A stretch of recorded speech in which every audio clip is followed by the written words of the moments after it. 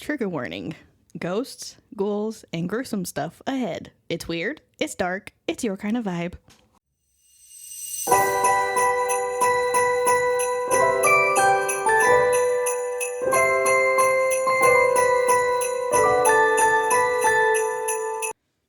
Welcome to Haunted and Homicidal, the podcast where true crime meets the paranormal. I'm Lauren. And I'm Courtney. Every week we uncover the terrifying, the twisted, and the totally unexplainable. Lock your doors and grab your sage. Because things are about to get haunted and homicidal. Hey guys. What's up? We're not talking about Brutus this week. Sorry to disappoint. Why is it low? I'm so confused right now. What's Bro, happening? thought we just figured this out. Hold on. No Brutus this week. Give y'all a break. Yeah, a little bit.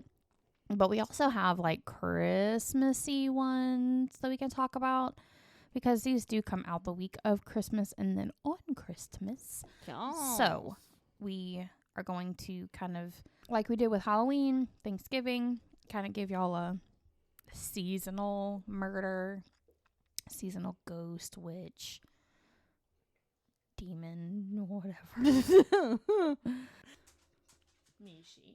Yeah, Mish. Yeah, baby. All them toys. She said, I'm murderer. All the toys. I brought her Santa Claus and she murdered him. Yes. Ripped out his belly. She hasn't been doing it to her other toys, and I don't understand. I think she was just like She was just super excited. way excited. Yeah. Because normally she's not outside when you come. She meets you at the door, and she's still excited, but not Yeah. as excited. But this time she was outside, so then she was like super excited. And then I also got her a dog bone from Walmart instead of the corn dog and the crab mites, because I'm not having another stomach episode with her. And so she was really excited about that too. And Santa had to pay the price, man. Santa had to pay the price. But if that does not accurately wrap up how I feel about holidays, I don't know what will. I don't know what will. Santa exploded, and I'm okay with that. I was going to say something. I don't remember what it was. Okay. I have no idea what it was anymore. Okay. Maybe it'll like come back to me, and I'll just like scream it mid-episode like I usually do. Probably. So today, we're going to talk about Charles Lawson. He was born Charles Davis Lawson, May 10th of 1886. He is a Taurus. That just means they're bullheaded. My daughter's a Taurus, and she fucking lives up to that. Yes. She's a May 5th. She's a Cinco de Mayo baby. He was born in Patrick County, Virginia, born to Augustine, quote-unquote, Gus, and Lancey Lawson. Nope. Lazy Lawson. I am dyslexic today. Oh, Okay. great. He was born to Augustine Gus and Nancy Lawson. Charles was one of 8 Good children, golly. but this is in the 1800s. Like, how many stories have we done I about know, the but 1800s still, where there's that's that a lot many of fucking kids. kids? A lot of kids. Yeah. Or what was it? The one that you did? 12 chitlins. They had 12. 12 chitlins. But he built a mansion. It wasn't like a little, like a bungalow or anything. But his siblings, he had 3 brothers and 4 sisters. The brothers were Marion, Alicia, and Elijah. Huh? Yeah, I don't know. Why are you gonna get... Okay. And the sisters were Mary, Margaret, Elizabeth, and Sarah. They could have gone with the M's. Could have, yeah. Just, no, I don't know. Whatever. Names are gender neutral, I guess. He was born into a poor tobacco farming family in rural North Carolina, in the rural North Carolina-Virginia border. It was a very large family. Obviously, there were 8 siblings, mom and dad, so 10 total. And they were transient due to farm work and lived a life typical of early 20th century Appalachian agriculture families, which was hard labor, little formal education, and reliance on family networks. So, like with the Nanny Doss story, he was a farmer, a larger family, and because of the duties on the farm, the kids were not allowed to go to school. Yeah. They had to work the farm. So this is kind of the same situation. This was just how it was in the 1800s. Hence why they have a lot of kids.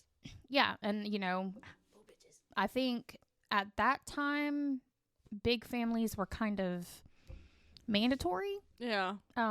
You needed the help to do the farm work. And what better way than have a bunch of kids? You don't have to pay them. Yeah. They're going to do the work for free. But you gotta wait for a hot minute for them to get old enough to help. Yeah, I mean, but until then, you know, but like once the kids are old enough, if you've noticed, the farms start to increase in size and productivity and whatever they're doing because they've got 57 children who are doing the work. So there are no records of any schooling for the Lawson children beyond like the first few initial grades.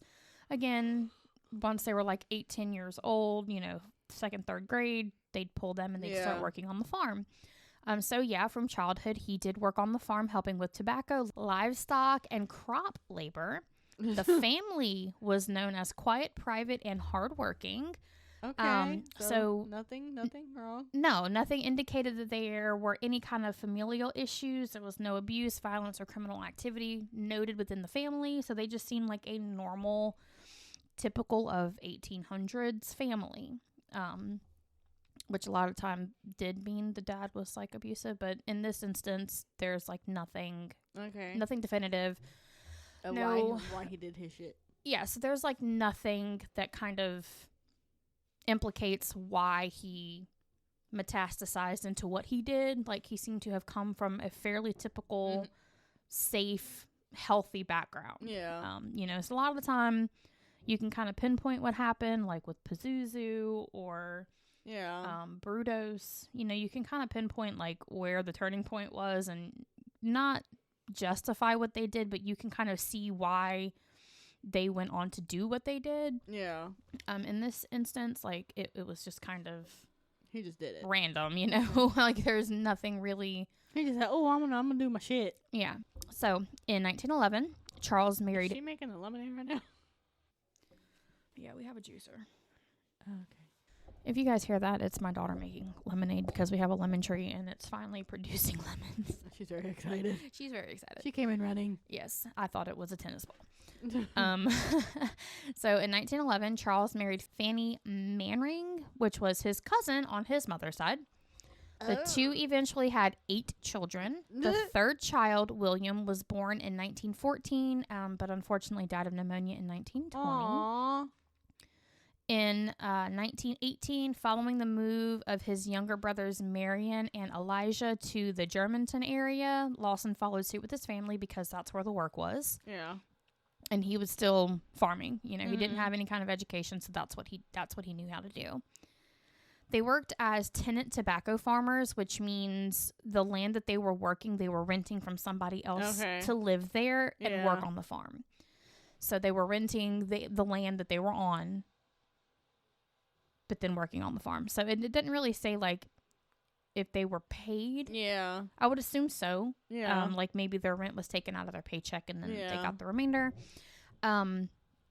But by 1927, they had enough money to buy their own farm on Brook Cove Road. Oh, nice.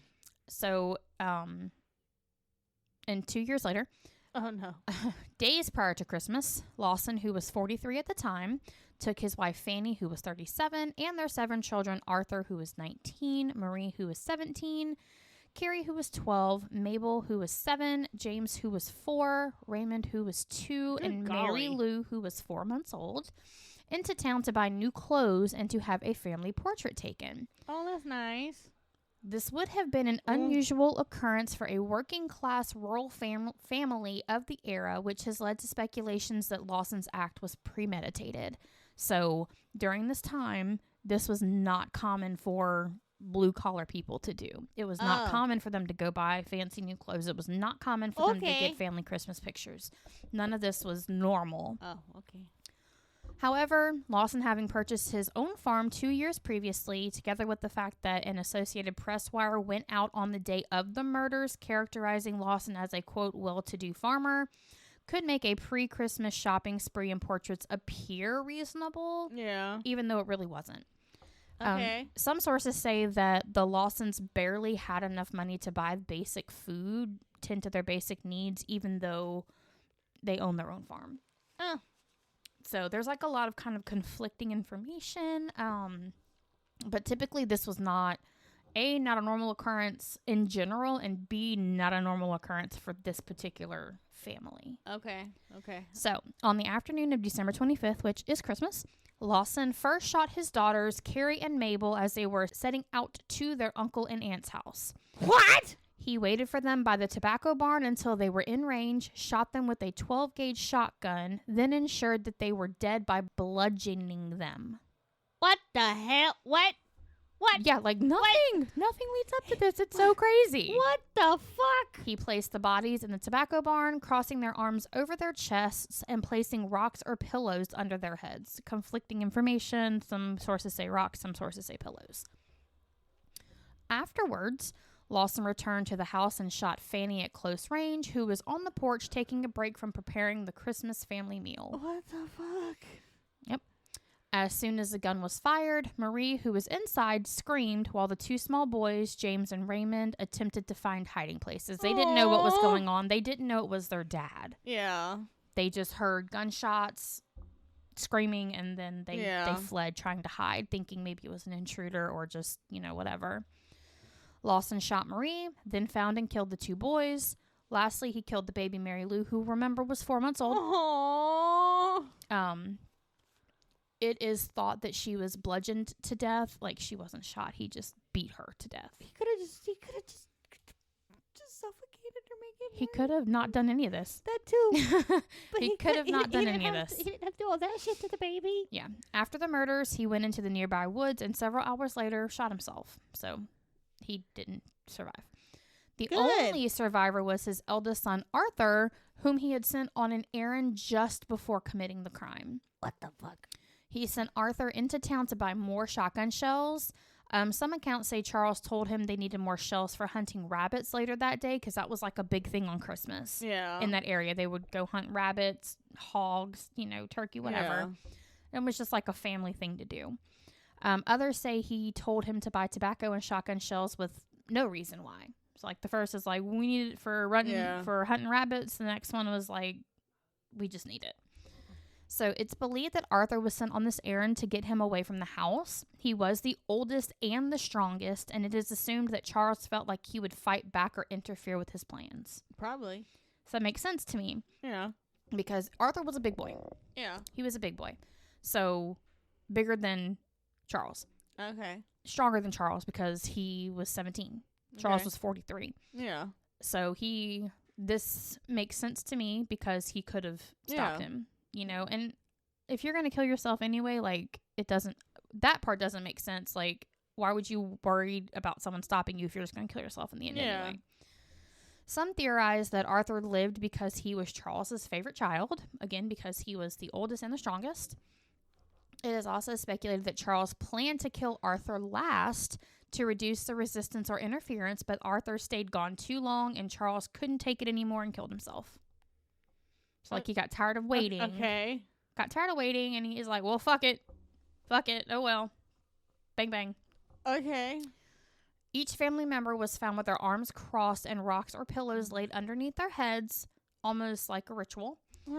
The gunshot signaling Lawson's suicide was heard by many people who had already learned of the murders on the property and had gathered there.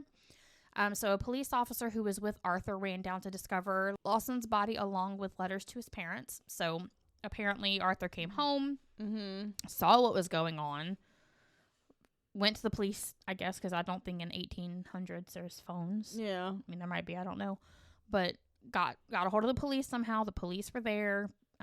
Neighbors, I guess, had heard what was happening. Yeah. They were all gathered on the property, and then they heard that final gunshot. Was Charles killing himself. So as footprints encircled the tree, it was supposed that he had begun pacing around the tree prior to taking his own life. So it seems like he kind of paced for a little bit before finally ultimately deciding to take his own life. Could be he was still waiting on Arthur to show up if that last theory was correct about him, planning on taking him out last. We'll never know.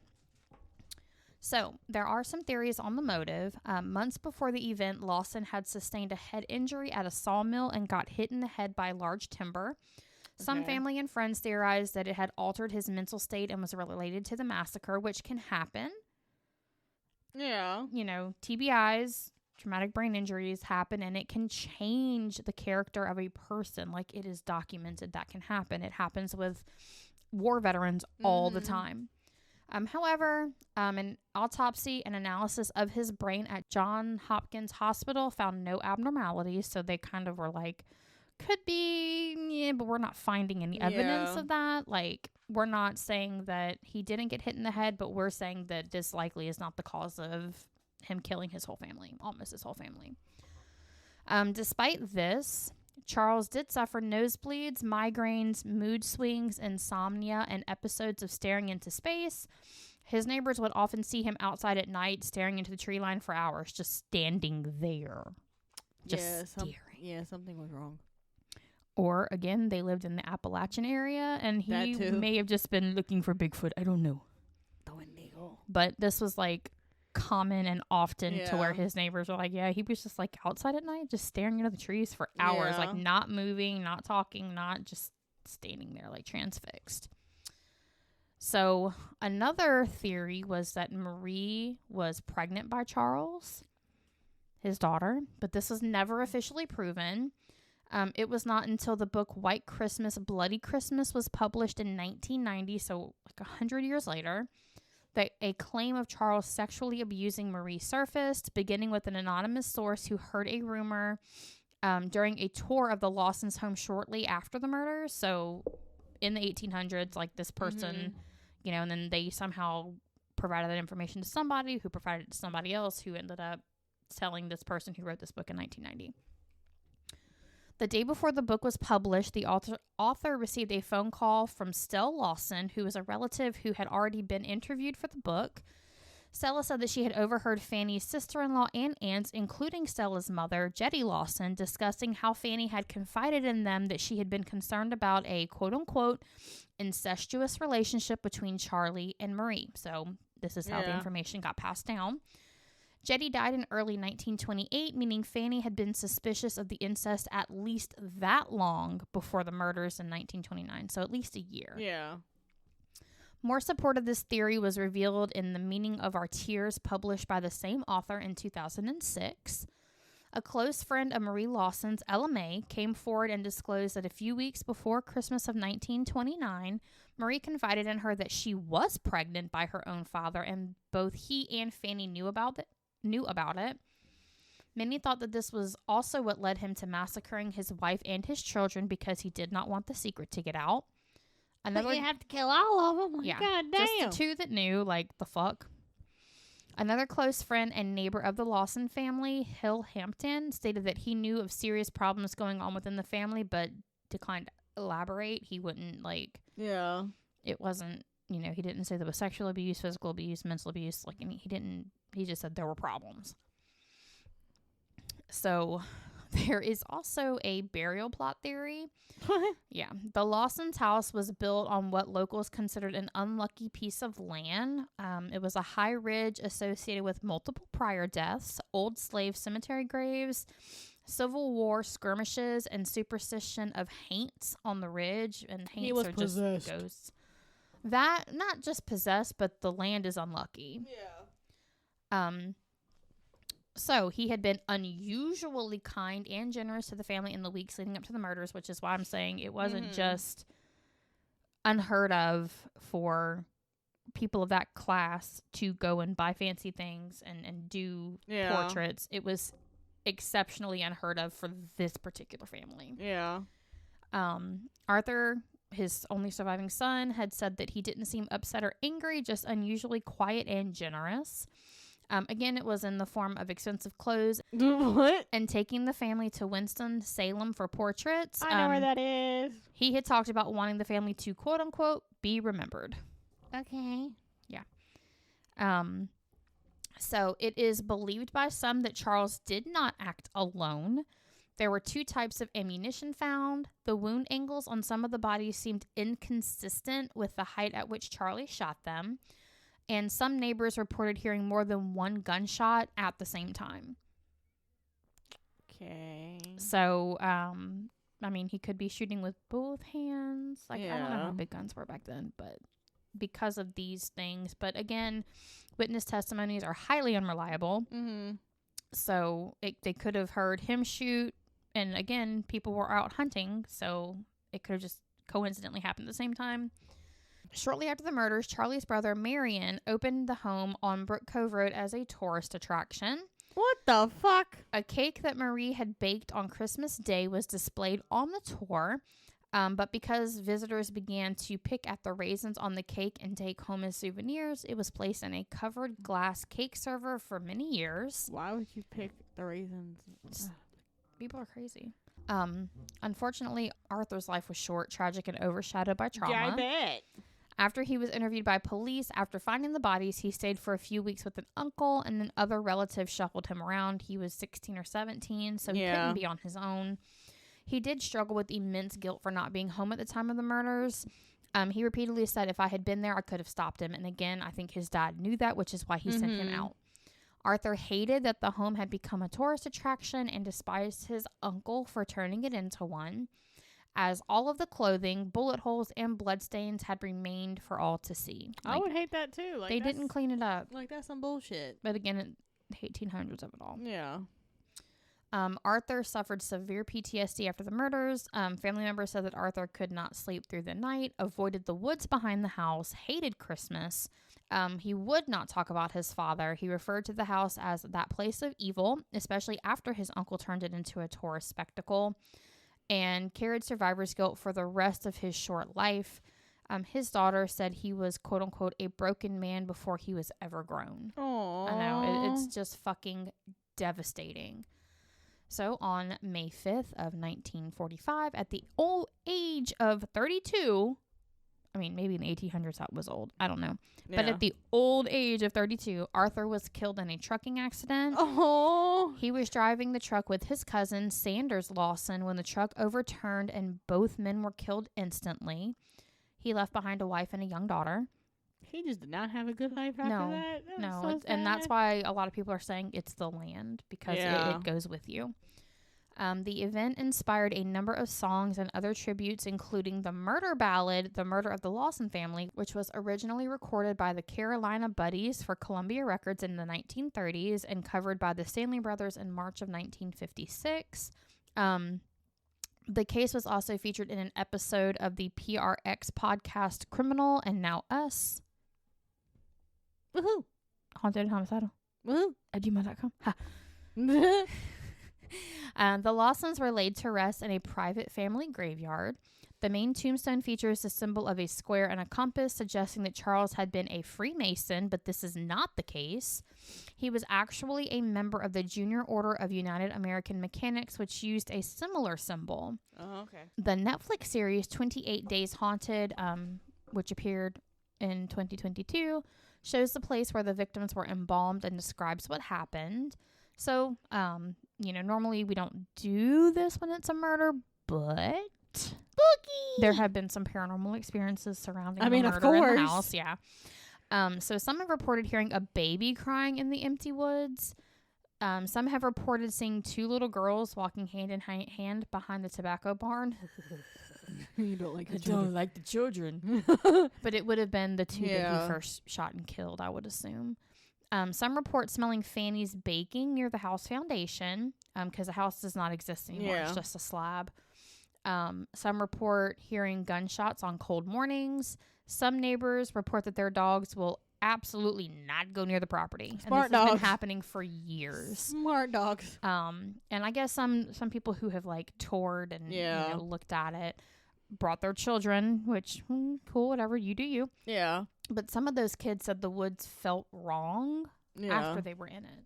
And I don't know, like, if you've ever been in woods, but like when you come out of it, your whole body just goes, whoa, and you just feel wrong. There's just something, and your whole body is just like screaming at you, and you don't know why. I've had that happen a lot, and I don't like it, and that's usually because there's something negative. By the woods. I don't. No, I don't. I'm trying to think. I'm like, do I live by woods? But I don't. We would walk in the woods and go try to find the train tracks. Nope. So it is noted that nearly every relative directly connected to the murder, siblings, cousins, in-laws, died in either accidents, drownings, fires, or with sudden illnesses. What the fuck? This created the belief that the Lawson family line was cursed after the murders occurred. I mean, damn. There is a Christmas murder that you can wrap your head around, maybe, because That like whole land was. it's confusing because like there is no real reason why he did what he did. Like That should have been a paranormal one, because that's more like the land's possessed and they're. and that's what they're thinking. But I mean, it's outside of like tourists and their little experiences and whatever. It's really wasn't a whole lot of The whole family information about it. Yeah, it's crazy. Alrighty, so I have the Covina Massacre. That was in 2008. Yeah, recent. Oh. Recent-ish. So Bruce Jeffrey Pardo, who was born March 23rd, 1963. He was an Aries. He was born to Nancy Windsor. His father was not named, but was reportedly an engineer. Okay. He had one sibling named Brad. So he grew up in the San Fernando Valley, Sun Valley, Montrose area of Los Angeles. Okay. He was described as bright and socially awkward, quirky, and there are no official records of any physical or mental abuse by either parent. Okay. So in his teenage years, he was said to be academically promising and graduated from John H. Francis Polytechnic High School in Sun Valley. Oh, wow. And then he attended and graduated from California State University, Northridge. He worked as a software engineer, electrical systems engineer at the Jet Propulsion Laboratory early in his career. College colleagues described him as intelligent and capable. So, yeah, he sounds really fucking smart. Many stories include him probing systems, such as one time he accessed salary information on the JPL computer system. Ooh, you can't do that. By the 2000s, he had worked at ITT Corporation, an aerospace electronics contractor, in an engineering role. So he was a fucking rocket scientist. Pretty much. So he was super smart. Okay, I don't like where this is going. He was fired in 2008 for issues that included falsifying hours. This termination is reported. You can't do that either. As an important stressor in the months before the killings. He met Sylvia Ortega in 2004, and they married in January 2006. She had 3 children from a previous relationship. The marriage deteriorated quickly. Ew, no. Well, I mean, they had like a 2-year engagement, so... So Sylvia filed for divorce in 2008, and the divorce was finalized with a settlement on or about December 18, 2008. So they were only married for 2 years. Roughly 1 week before the massacre. Oh, no. Reports state that Pardo refused to open a joint bank account with his wife. Okay. And expected Sylvia to use her money to take care of the children. He did not feel like it was his responsibility to help care for them. Incorrect. When you marry somebody with children, you are taking those children on as your own. They become your fucking responsibility. He said, fuck them kids. Full stop. Those are your responsibility too. You do not date or marry a man or a woman who has children, and you do not plan on stepping up into the role of mom or dad. Exactly. Period. I'm not saying replace their mom or dad if they're in the picture, but those are now your responsibility because they're your spouse's responsibility. So reports say the settlement awarded Sylvia $10,000. Oh, that's it? And allowed her to keep certain items, including her wedding ring and the dog. Yeah, fuck yeah, I'm keeping the dog. While Pardo received the house. What? I mean, whatever. I guess the house was his. I don't know. There were also court orders for spousal support earlier in the year that became part of the contentious divorce record. Friends stated that they were constantly arguing over money and support. In June, the court finally determined that he must pay $1,785 a month in spousal support. Nice. Of course, Pardo complained to a friend that he was being, quote-unquote, taken to the cleaners while Sylvia was living with her parents, not paying rent, who has spent lavishly on a luxury car, gambling trips to Las Vegas, meals at expensive restaurants, massages, and golf lessons. Bro. She only had $10,000. How fucking far do you think that's going to stretch? Exactly. I mean, maybe in 2008 it stretched pretty far because the economy was better then. But what? Yeah. Okay. So she was just doing all this shit for herself that you fucking should have done for her as a spouse. Exactly. Because, like, how does he know that, like, her parents didn't, like... But how does he know she's doing all this shit anyway? Like, Exactly. Is he stalking her? Clearly. So during their marriage, Sylvia found out that Pardo had a child from an earlier relationship who had suffered a near-drowning brain injury years earlier, no. and that Pardo had not been forthright about that child. This was reported as part of the conflict during the divorce. Oh, yeah? I mean, that would be, like, a big red flag deal breaker to me also. Like, was he taking care of the child? It didn't say, but probably not. I would assume not. Or maybe he was, and that's why he didn't want a joint bank account, so she wasn't seeing child support payments coming out. Probably. I don't know. That's fucking wild. So now, the massacre. Okay. At approximately, there we go, 11:30 p.m. on Christmas Eve, he dressed in a Santa suit and arrived at his former in-laws' house in a rental car. I don't like this. He had with him multiple 9mm Sig Sauer handguns. Sig Sauer. Sig Sauer handguns. That's the one that I want because it's small. Yeah, because you got small hands. And he had a large gift wrap package containing a rolling air compressor converted to spray racing fuel. Because, of course, with his IT all that shit, he knows how to do all that crap. So when he knocked on the door and his 8-year-old niece answered, oh no, he pulled out the handguns and immediately shot, wounding her. So he didn't kill her, he just wounded her. He then fired indiscriminately at the fleeing partygoers. He didn't even know who was there. He was just Nope, shooting. he was just shooting. And after opening fire with the handguns, he unwrapped the package containing the compressor and sprayed fuel around the interior of the home. Police believe the fire was intended to be ignited with a flare, but when the fuel contacted an open flame in the house, there was an explosion. Oh no. Between the gunfire and the flames, a total of 9 family members were killed and 3 were injured. One of the survivors made it to a neighbor's house where she called police and identified Pardo as a likely suspect. Pardo had apparently planned a detailed escape. He had rented multiple vehicles and parked one near the house of his ex-wife's divorce attorney. What? Full of supplies and maps of the Southwest in Mexico. Was he planning on killing the attorney? Police speculated the divorce attorney might have also been a target. What? Uh-huh. Oh my God.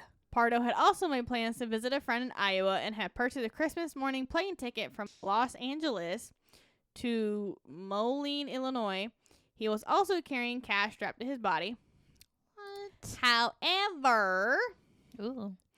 the explosion and the fire had left Pardo with 3rd-degree burns That's what you get, on his bitch. arms and legs. Good. After setting the home on fire. I hope it fucking hurt. Pardo changed out of the Santa suit and drove to his brother's house in Sylmar, where he was later found dead from a self-inflicted gunshot wound to the mouth around 3 a.m.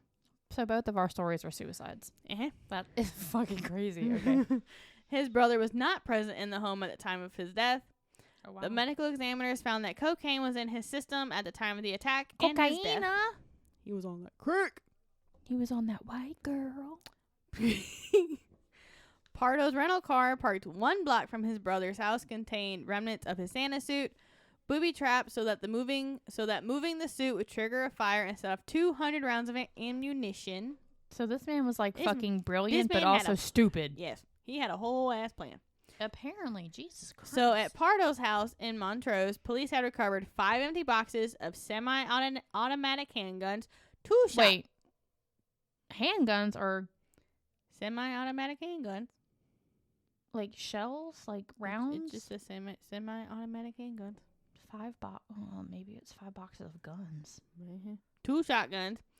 And a container for high-octane fuel-take gasoline. That man was serious. They also found what was described as a virtual bomb-making factory in his home. Oh, no. He was making bombs, too? Apparently. What the fuck? So, the victims. So, number 1, of course, was Sylvia, who was 43.